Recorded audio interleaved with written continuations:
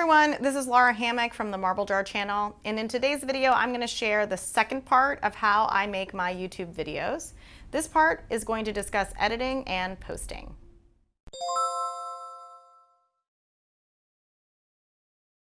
So in my last video I discussed the first two steps of creating a YouTube video in my process, scripting and filming. In this video we're going to talk about the last two steps. First, editing. Okay, so now I have recorded my video on my iPad. I move it to my computer by attaching my iPad with a USB lightning cord.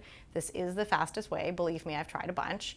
I have a YouTube folder in my C drive, and each video gets its own file with this naming convention: date, dash, and then shortened video title. I drag the raw video footage into this folder. If it's not obvious by now, I work on a PC. Now when it comes time to edit the video, I use an app called Filmora by Wondershare. They have several options, but I went ahead and bought the lifetime one-time plan for $70. Again, I made this decision 3 years ago, so I'm sure the video editing software landscape has changed since then, but Filmora seemed to be the most robust, easy-to-learn software that fit into my mid-price range, so not free, but also not $300 or $20 a month. Okay, so this is not meant to be a tutorial for Filmora at all. Perhaps I will do one of those at some point, but I wanted to point out the options that I use regularly for my videos. If you are serious about making videos, there is a fairly steep learning curve on the editing software side.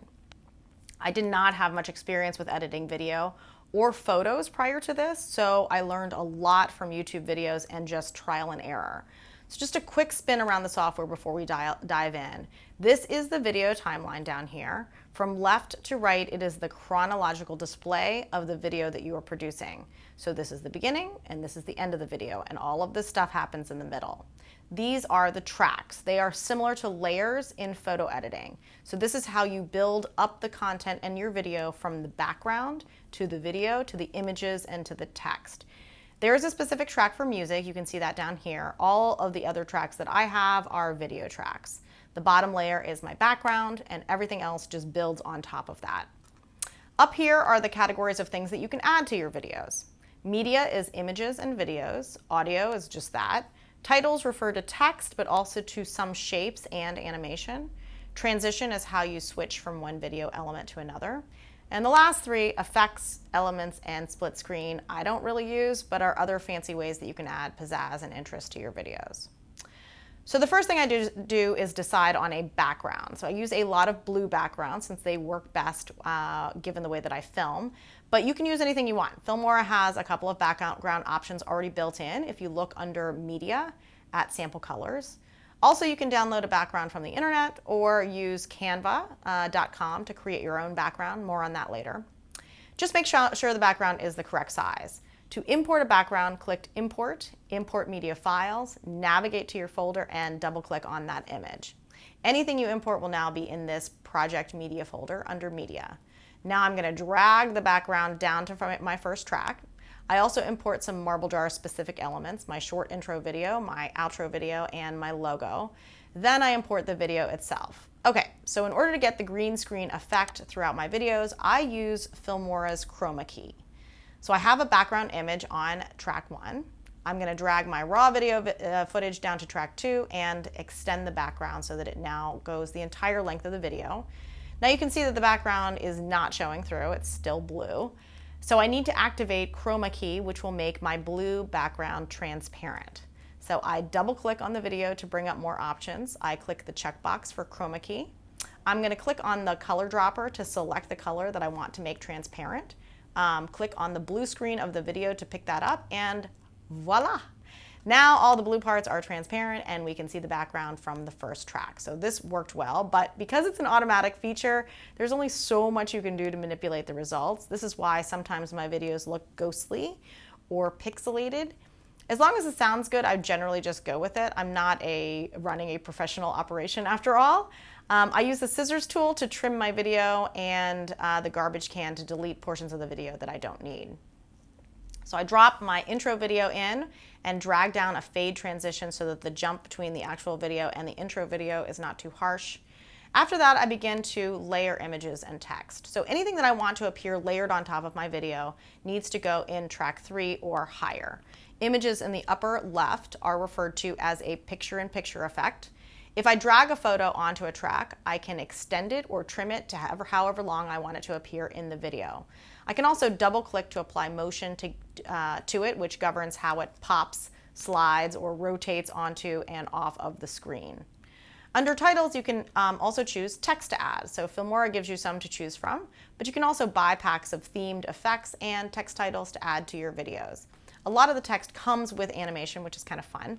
I like a lot of the animation, but in practice, I tend to stick with pretty boring lower third titles. The last thing I wanted to touch on in Filmora is adding video screen records as picture-in-picture effects. So what this means is that the video is playing as I'm talking, either here, on the side, or taking up the whole screen. So I use this feature to show how to do things on a device or a computer as I'm talking through the steps. For a device like an iPhone, I use the iPhone's screen record and I email that video to my computer. For a video of my computer, I use Filmora's record PC screen option, which will record either the whole screen or a portion of your screen. I time this to coincide directly with my voiceover from the video, and I drag it to start at the same time. So this process is pretty complicated. So please let me know if you want me to do a video just on this. Okay, so once I finish editing my video, I watch it through one full time to make sure I didn't unwittingly drag some weird thing onto the video or erase a bunch of stuff by mistake. And then I use the export feature to upload it to my YouTube channel. I upload it as private since I do some other things to the video before it goes live. Okay, on to posting to YouTube. So once my edited video is uploaded to YouTube, there are some things that I need to do before I go live. First, I have to create a thumbnail. So this is a photo that you see next to your YouTube video title when you do a search. If you don't create a thumbnail, YouTube will just pull a random screenshot and use that. Thumbnails help to make your video look professional, and they keep your branding consistent. So I use a photo of myself for each one, not because I like looking at myself, but just to provide some consistent branding across all of my videos. To make thumbnails, I use canva.com. I find that the template for Facebook posts is the right dimensions for a thumbnail photo. Drag in a background image. Canva has a bunch of good free ones. Create some text for a title and import some images. Now I have the photo of myself that I took, but I need for the background to be transparent. So for this, I use the Magic Eraser app on the iPad to get rid of the background. I save it as a PNG file, and then I can import it into Canva and layer it on top of the background for my thumbnail. So save the thumbnail as a JPEG since that will give you the smallest image size. So I have a folder under my YouTube file where I save all of my thumbnails. Okay, so after I've created this, it's time to edit the YouTube video details. YouTube has a site to deal with all of your videos called YouTube Studio. In the Videos tab, to prep my video for going live, I choose to edit the details, put as much of the script into the description as possible. So I use lettercount.com to cut the script down to under 5,000 characters. I upload my thumbnail, I apply tags, I assign the video to one or more playlists, and I put on an end screen that recommends another video or a playlist. And the final thing that I do is I post my script to marblejar.net.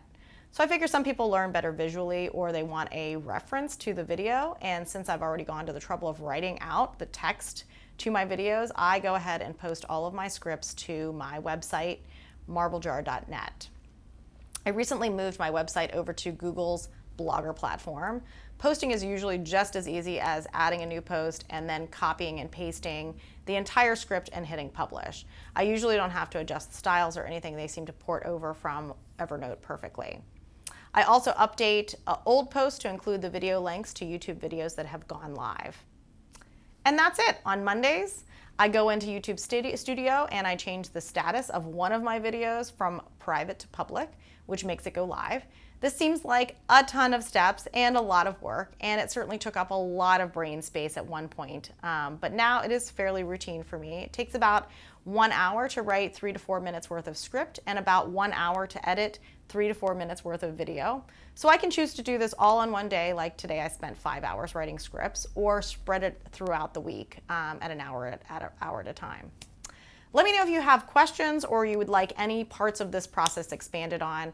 Comments are always appreciated, and thanks for watching.